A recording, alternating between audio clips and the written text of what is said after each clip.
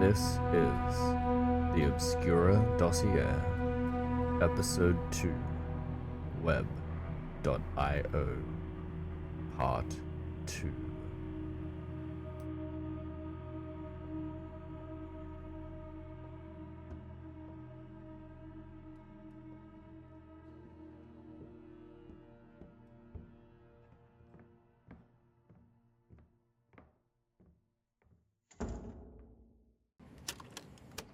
Filing Addendum. Entry 714A ends abruptly. The remaining pages were initially misfiled under an unrelated case and only later recovered. Entry 714B resumes with the continuation of the journal. Ninth entry, February 16th, 2018, 2:19 a.m. It's been 3 weeks or longer. Time has become a thing of soft edges folding in on itself. Days spill into nights with no clear border, and the clocks lie as easily as I do to myself. My office feels like a sealed tomb. Computer screens whispering static, post-it notes flapping like brittle wings. And always that feeling, like something is sitting just out of frame, watching with unblinking eyes. I've retraced every path Jonathan ever walked, digitally speaking. His social media, browser history, GPS trails, I even attempted to brute force his cloud backups, only to find encrypted shards and corrupted fragments. They resist reconstruction as if something doesn't want them remembered. And yet, there it was. The red spider. Every child Jonathan researched before his disappearance, every single one, was eventually reported missing. Some before, some after, and each of them, like a dreadful fingerprint, had that same app, that same symbol. The red spider, etched into the very skin of their devices. I know this because I managed to pull a few strings with the local police department and was given access to the mobile phones. They didn't understand why. I don't think they could, even if I tried to explain. This program was etched into every single phone. Even their metadata, stripped to the bone, it still showed traces of the app, like digital scar tissue. The spider, it's not an app. Apps don't do this. Apps don't move, and they certainly don't hide. They don't appear in devices with no download record, no permissions. They don't survive factory resets. They don't watch you back. I know that sounds crazy, but I can feel it watching me. I've switched it off, drained the battery to zero, and still, the screen lights up. And all I can see is that symbol. No developer forums have ever heard of it. No Reddit thread, no GitHub repo. I traced it across every darknet search engine I could stomach, and I found nothing. Only silence. And silence in this context is not absence. It's a wall. Something put it there. I don't sleep anymore. Not properly. The dreams, when they come, are just continuations of the waking world, only worse. It watches me. Its legs stretch skyward like towers, its body a hollowed cathedral of black chitin and impossible architecture. Beneath it I hear them, the missing people, whispering in languages I do not know. Some of them scream, but not with mouths.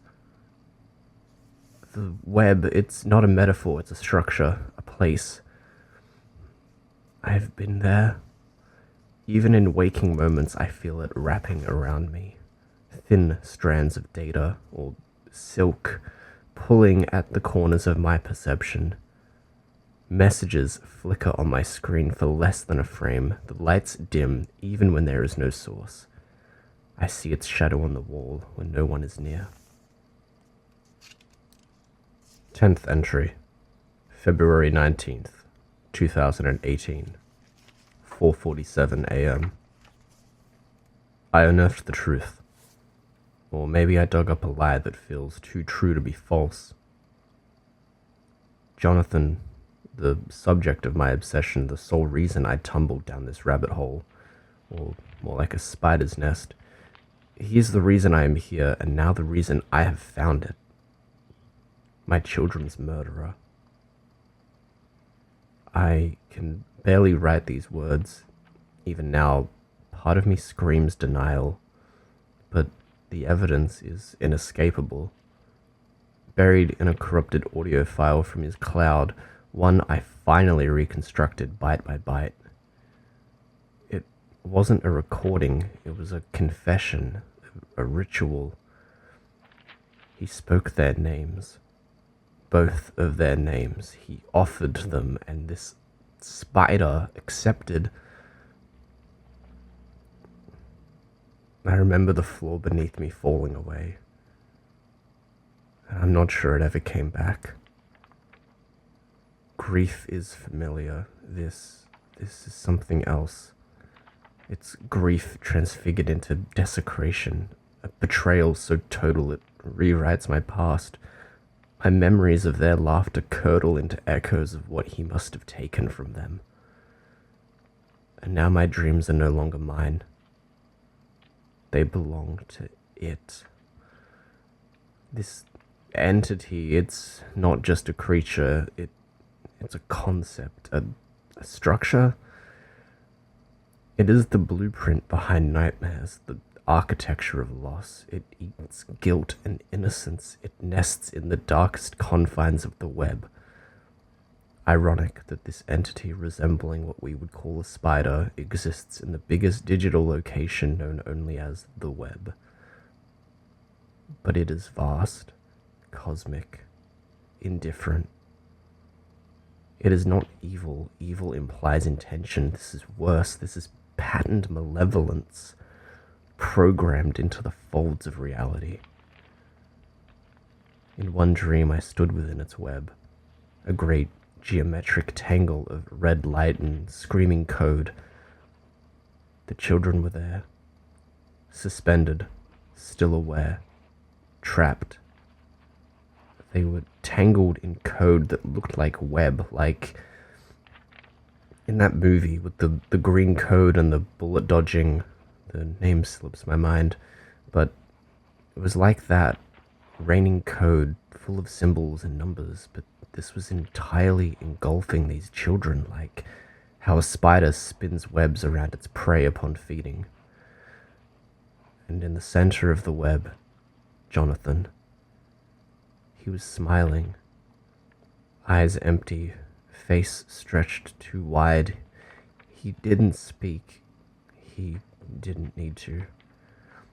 He looked utterly inhuman. His limbs were stretched too long. His hands looked like regular hands, but longer, stretched out. His skin was a sickly grey, similar to how a corpse would look, except he was very much alive. In an instant, all too quick, he snapped his head towards me. The empty pits where his eyes were supposed to be stared deep into the crevices of my soul. I screamed for vengeance, my body filled with rage, and the spider laughed. A laugh not heard but known, felt across my bones, encoded into it the marrow. It told me something in the language of consciousness, something I can't unknow. You're always part of this. And yet, the most terrifying thing remains unanswered. Where did Jonathan go? Where did the children go? They are not dead. I know what death smells like. I know what grief feels like. This is different. They were taken, not killed, consumed perhaps, in a way beyond understanding, but somewhere they remain. And now as I write this, I can hear it again, skittering, just at the edge of my hearing, in the static between sentences, crawling through the wires. I think it's coming closer. Entry 11, March 9th, 2018, 3:11 a.m. It feels like I'm switching scenes in a movie between waking hours and dreams, and I am unable to determine which is which. The thin, shimmering veil that once distinguished sleep from consciousness is worn so thin that it flutters like gauze in a storm. Each breath I take feels like it might be the last, and I remember before slipping fully into its domain. At night, my office becomes alive with sounds. Sounds that do not belong to this world. Little legs tap against the drywall in erratic rhythms, a delicate patter like claws on glass.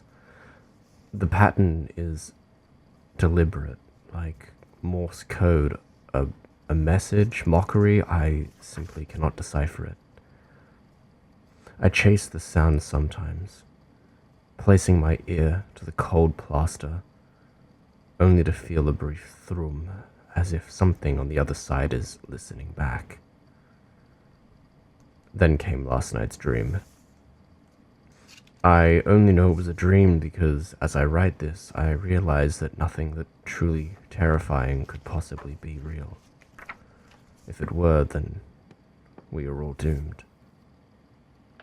I awoke in the exact position I had fallen asleep, slouched at my desk, the glow of my monitor casting elongated shadows across the room. The only anomaly was the phone, lying on the floor beneath the desk, screen flickering in jagged, glitching spasms. I knelt to retrieve it. The screen pulsed like a heartbeat, and then it opened. From its shallow dimensions, limbs emerged, long, angular, and entirely wrong. Jagged, arachnid legs curled out of the glass, folding into the air as if reality had grown soft and porous. The body followed, black, wet, arthropod-like, a large, looming exoskeleton revolting to witness, and the phone began to peel, cracking open like an insect molting its skin. What crawled from it was what could only resemble a large black arachnid, but also not. As it grew larger, its body seemed to be constructed from collapsed buildings, power lines, fragments of corrupted data. Its eyes blinked in binary. It gazed down at me. Rivulets of what could only be described as acidic, venomous fluid dripped from its large, tenebrous fangs. I couldn't move, not even scream, just witness. Its legs clicked across the ground, tapping out a rhythm I swear I later found mirrored in Morse code across my keyboard. I woke, gasping, sweat beading down my cheek. Or at least I thought I did. A large, shimmering crystalline web clung to the ceiling above me, thin, delicate threads that caught the ambient light and reflected it back in fractal patterns, like prisms made from pure nightmare. I don't know why, but I reached for it.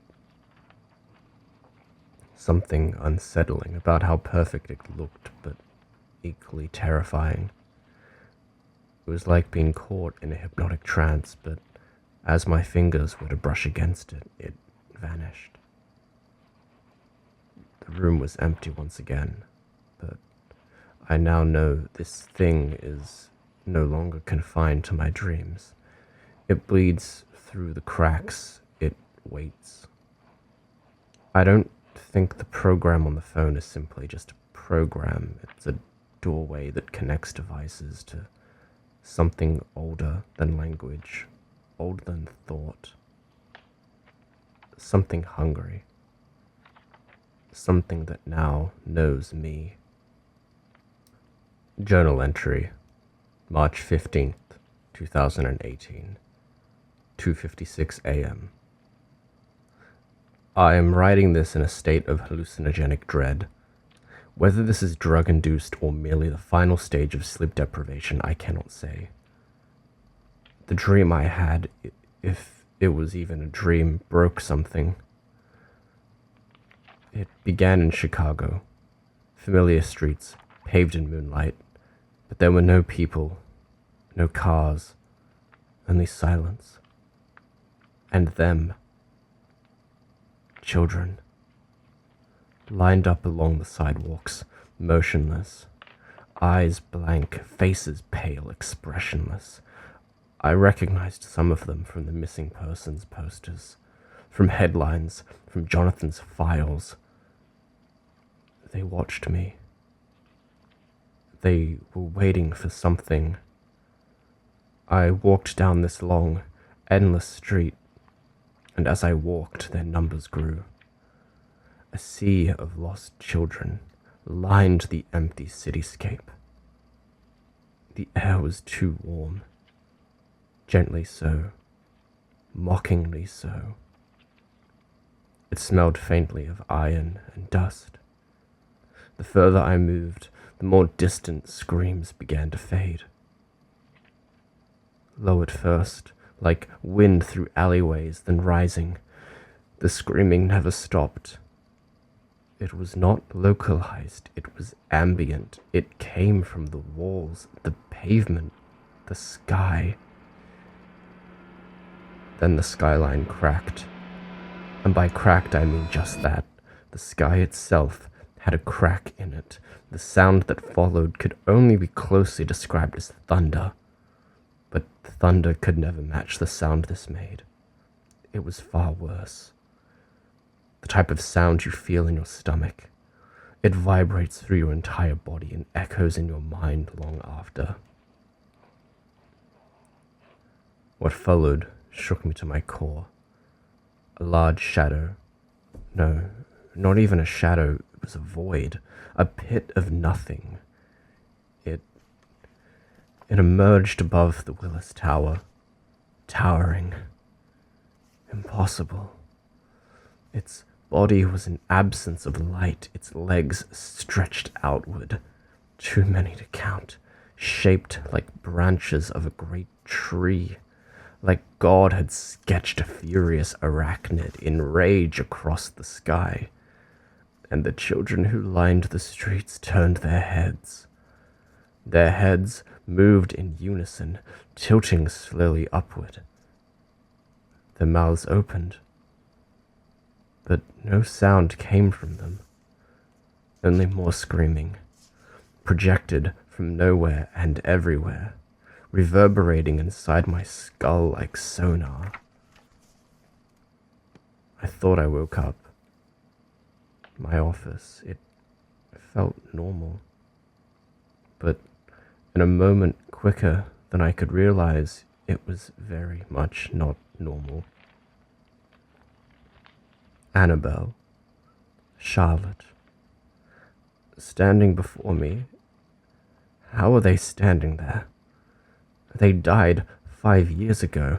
I held their lifeless corpses in my arms, and here they were, standing, looking at me.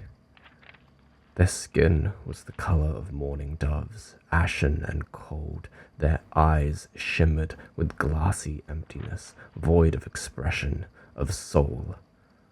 I tried to speak words caught in my throat, that choking feeling, as if your body already knows this is going to get far worse. They didn't move. They only stared. What they were staring at, I was unsure. Then their eyes locked onto mine in perfect synchronicity. Their mouths opened, slowly at first, gently, unnaturally, as though some invisible hand was pulling their jaws apart. Wider, wider. Bones began to shift beneath their skin, sinews stretched, taut. It looked wrong, impossible. But they didn't react. They didn't scream. They didn't even blink. And then came the sound.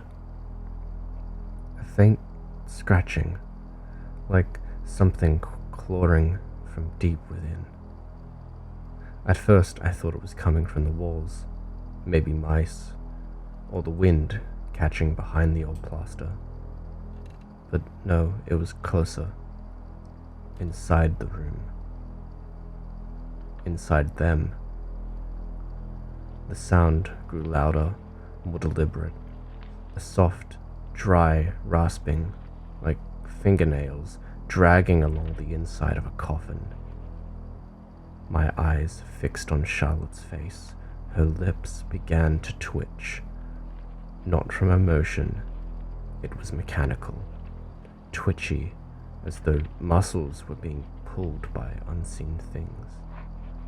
Then Annabelle's head gave the slightest jerk, her jaw beginning to lower in slow, unnatural increments.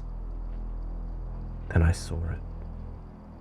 Something black moving behind Charlotte's teeth, a shimmer of wet chitin, then one leg, thick and bristled, glistening with spit.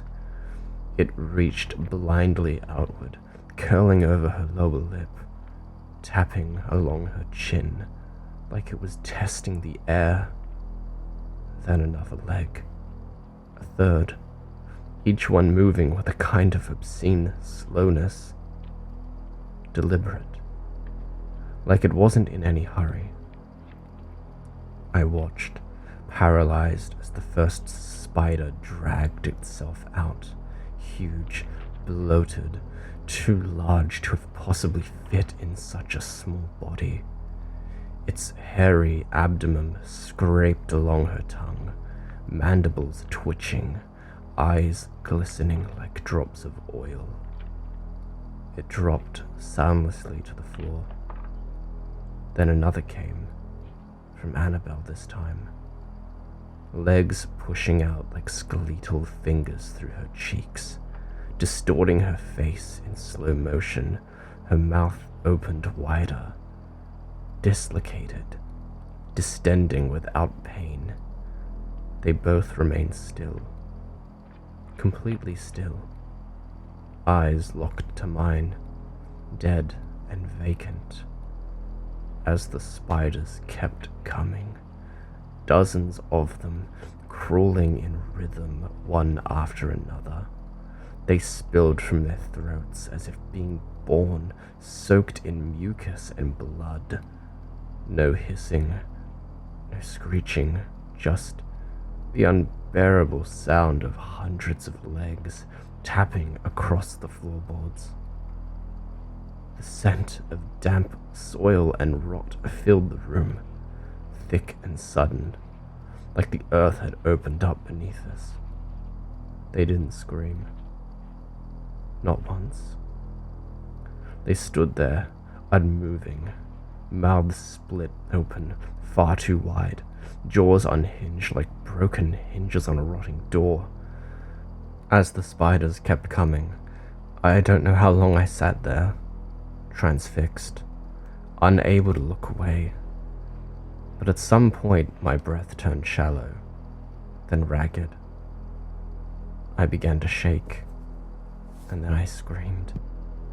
The sound tore itself from me without thought, raw and animal. As I stumbled backwards off the bed, I hit the floor, hard, palms scraping across the wood, and tried to crawl anywhere but here. But the room had changed. They followed. Not with their feet. Their bodies remained rooted, lifeless. But something else moved. Their mouths continued to gape, and from the void within, more began to pour. Limbs, fragments, twisted bundles of legs, coiling, fletching, reaching.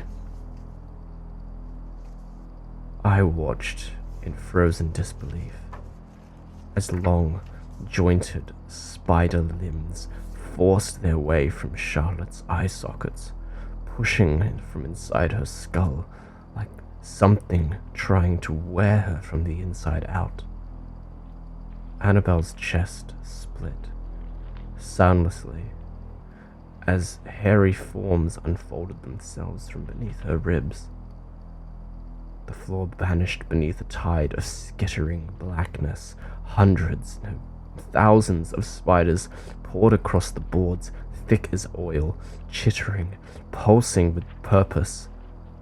I felt them reach me. Tiny feet brushing my ankles, climbing up my legs, under the cuffs of my shirt.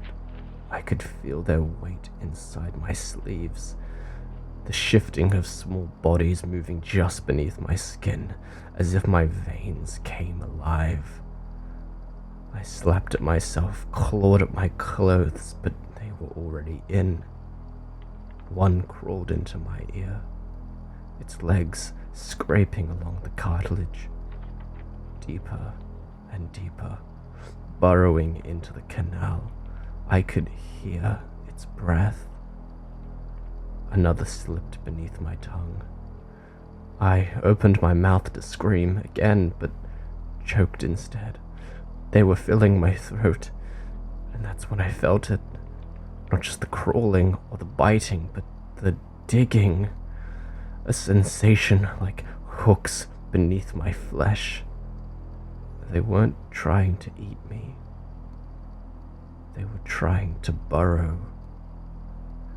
I could feel them working their way inward, behind my eyes, behind my nails. I screamed again. At least, I think I did. But I couldn't hear it anymore. All I could hear was the echo of legs. So many legs. A whispering ocean of movement, endless and suffocating. And then stillness. It wasn't peace. It was something colder. I couldn't move. I couldn't even try. A slow, creeping numbness had bloomed across my limbs, starting in my fingers and toes, then blooming inward like frost under skin. My body betrayed me, locked in place while my mind screamed itself hoarse. And then it came. It did not crawl.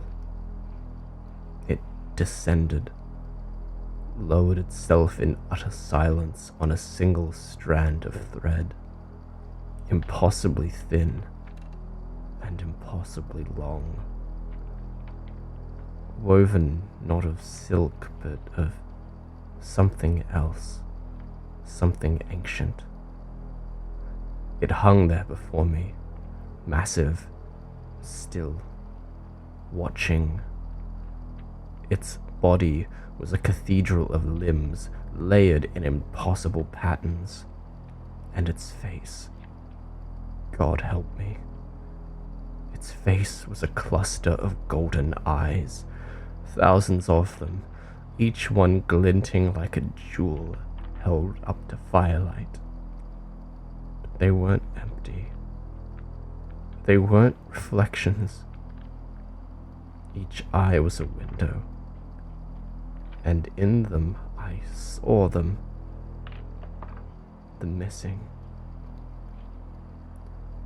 faces I half remembered, people I'd read about in the news, a girl on a milk carton, a man who'd vanished on the trail, a mother who never came home, their faces trapped, twisted in silent screams, endlessly multiplied across its gaze. They were inside it. And then darkness. No sound, no breath, no light. Just the suggestion of weightless falling, as though I was sinking through the skin of the world. I came to on the floor, curled at the base of my desk. My throat burned, my chest heaved, vomit clung to my shirt, still warm, slick across the open journal pages. I tried to speak and choked. My body ached like something had been wrung out of it. I coughed, and what came out wasn't bile, it was silk, thick and bitter. I felt it cling to my lips, my teeth. It caught on my tongue as I pulled it free, spooled wetly across my fingers, like a strand of something still alive. It burned where it touched me. I don't care if it was real or not. I tasted it, I touched it, and I know what I saw. I had to write this down before it slips away, before it joins the fading memories of all the other nights, the ones I know I've had, even if I no longer remember how they ended, because I fear next time I won't wake up at all. Final entry, March 16th, 2018. I'm trapped, not by walls, not by locks, but by web, tightening inside me, coiling beneath my skin, strangling my thoughts until they bleed. Every lead folds back into shadows, every truth twists, slipping further away. The silence grows louder, 1,000 legs clicking in the dark behind my eyes. I try to move, but I'm frozen. Tangled in invisible threads, I feel its eyes on me, always. I hear whispers, feel it crawling beneath my ribs, beneath my flesh, threading deeper into my mind. And now I am aware of it. Worse, it is aware of me. Why children? Why Jonathan? Why me? Why speak to me at all? Why reveal itself? I used to believe I was investigating a phenomenon. Now I wonder if I'm just playing a part.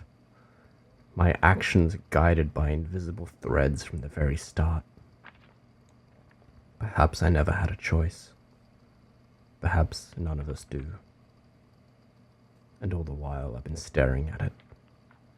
The revolver.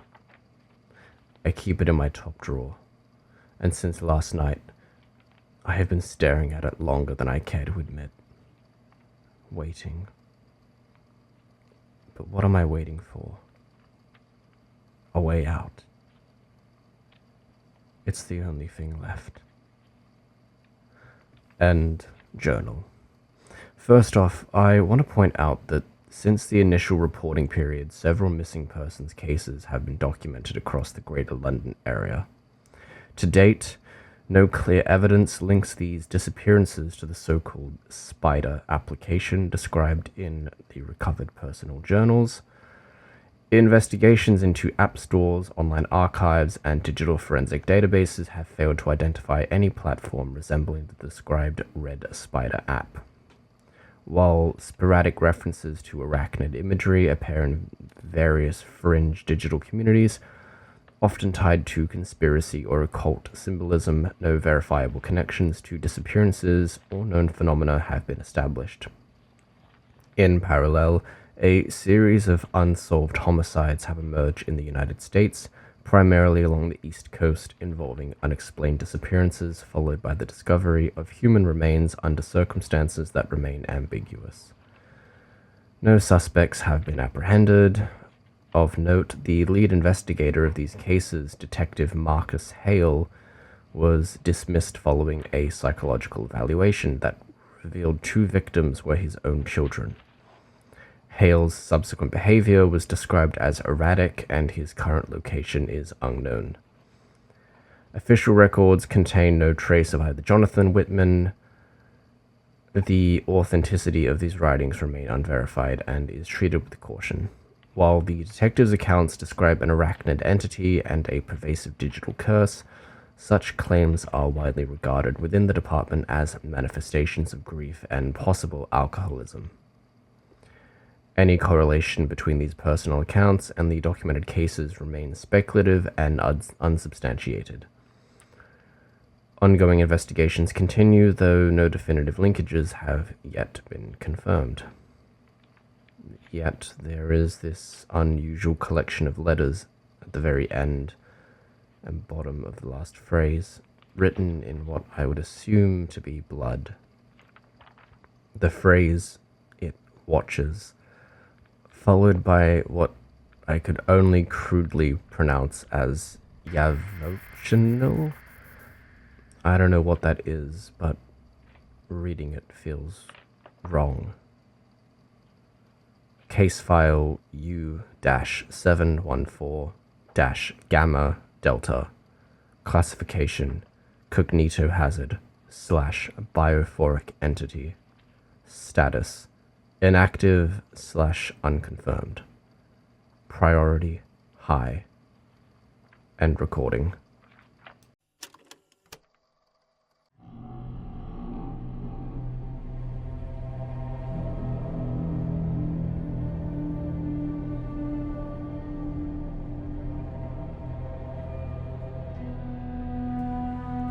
This has been The Obscura Dossier, written by K.W. Krieger. Thank you for tuning in. Until next time.